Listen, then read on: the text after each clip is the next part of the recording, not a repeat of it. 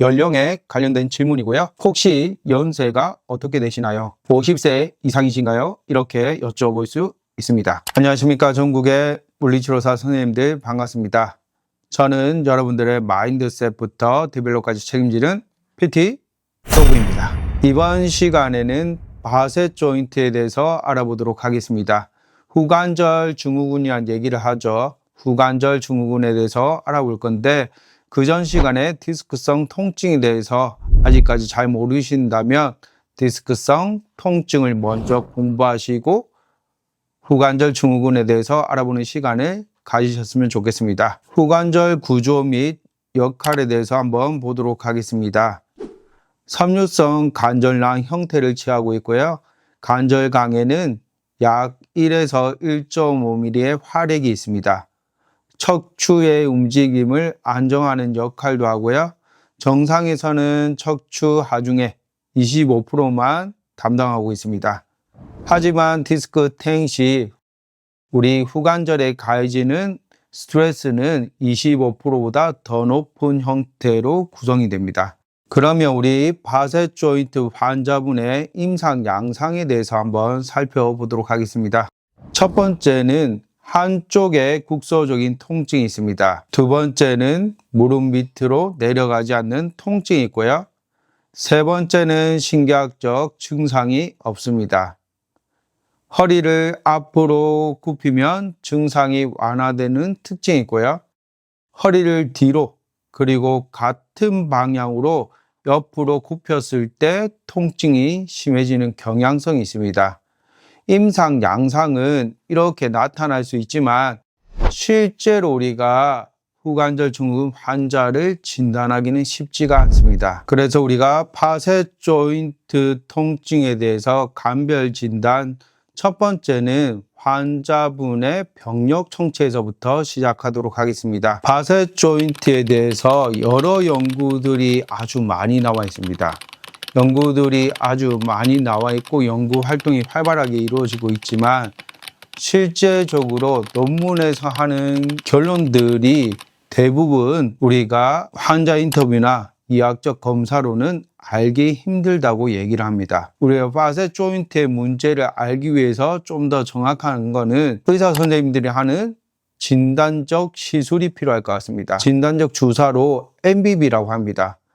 메디알 브랜치 블락이라고 해서 MBB를 놓고 나서 환자분의 통증에 변화가 있는지 보는 거죠. 만약에 환자분이 이 주사를 맞고 나서 통증이 좋아졌어요. 이러면 이분은 바셋 조인트에 문제가 있다고 볼 수 있는 거죠. 그래서 진단적 검사로 MBB를 할 수 있습니다. 그렇다고 물리치료사가 무조건 그냥 가만히 있어야 되냐? 그건 아니란 말이죠.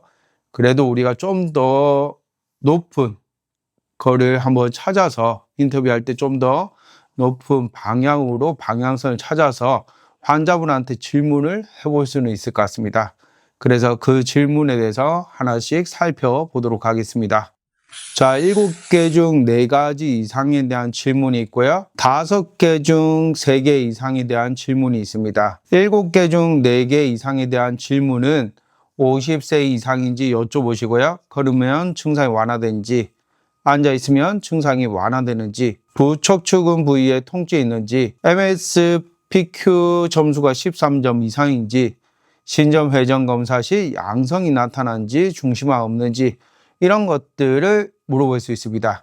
7개 질문에서 4가지 이상일 때 아주 높은 SP와 SN을 나타내고 있습니다. 우리가 5개 질문 중에 3개 이상의 답이 나왔을 때 SN하고 SP가 높은 걸 볼 수 있는데 그 5개 질문에 대해서 한번 알아보도록 하겠습니다. 50세 이상이거나 걸으면 증상이 완화된지 여쭤보실 수 있고요. 앉아있으면 증상이 완화, 부척추근 부위의 통증, 신전 회전 검사 시 양성이 나타난지 볼 수 있습니다. 여러분들하고 하나씩 질문을 해보도록 하겠습니다. 첫 번째 질문입니다. 연령에 관련된 질문이고요. 혹시 연세가 어떻게 되시나요? 50세 이상이신가요? 이렇게 여쭤볼 수 있습니다. 두 번째는 증상과 걸음 관련 질문입니다. 걸어 다니실 때 허리나 다리 증상이 좀 좋아지는 것 같으세요? 혹시 오래 걸으면 통증이 줄어드나요? 세 번째는 앉은 자세 관련 질문입니다. 앉아 계실 때 증상이 조금 편하거나 통증이 완화되는 느낌이 있으세요? 이렇게 물어볼 수 있습니다. 통증 부위 확인입니다. 통증이 허리 중앙에 있으신가요? 아니면 중앙보다 옆쪽으로 있으신가요? 이런 식으로 여쭤볼 수 있습니다. 원래 이학적 검사는 실제로 해봐야 되겠지만 이 실제 캠프 테스트나 이런 걸 하기 전에 스크린 용도로 사용할 수 있는 거죠. 그래서 어떻게 사용할 수 있냐? 허리를 뒤로 젖힐 때 통증이 있는지, 같은 부위 쪽으로 허리를 옆으로 젖히면 통증이 있는지, 이런 것들을 여쭤볼 수 있는 거죠. 그때 통증이 나타나는지 안 나타나는지 한번 체크를 해볼 필요가 있을 것 같습니다. 이 5가지 우리 설문 중에 3개 이상이 걸린다면 이분은 바세 조인트의 문제를 의심해 볼 수 있습니다. 이거를 너무 확대 해석하셔가지고 이 5개 중에 3개가 걸린다 해서 무조건 이 사람은 바세 조인트의 문제야, 이렇게 할 수는 없다는 말입니다. 근거를 가지고 우리가 물리치료를 해야 되는 건 맞지만 이 근거가 확실하지 않다 이 말이죠. 우리 바세 조인트에 대한 문제에는 골든 스탠다드 검사는 MBB입니다. 메디알 브랜치 블락이 제일 정확한 검사라고 보시면 될 것 같습니다. 치료사 입장에서는 슬플 수 있죠. 슬퍼하지 마시고요.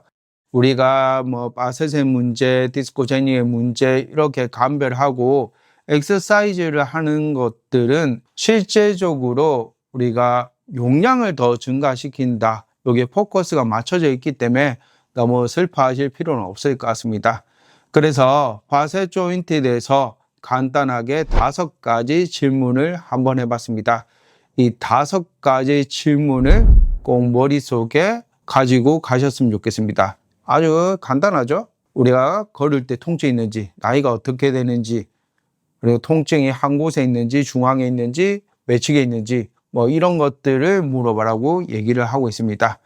그러면 오늘 하루도 도움이 되셨으면 좋겠고요. 여러분들의 좋아요와 구독은 항상 저에게 힘이 됩니다. 감사합니다.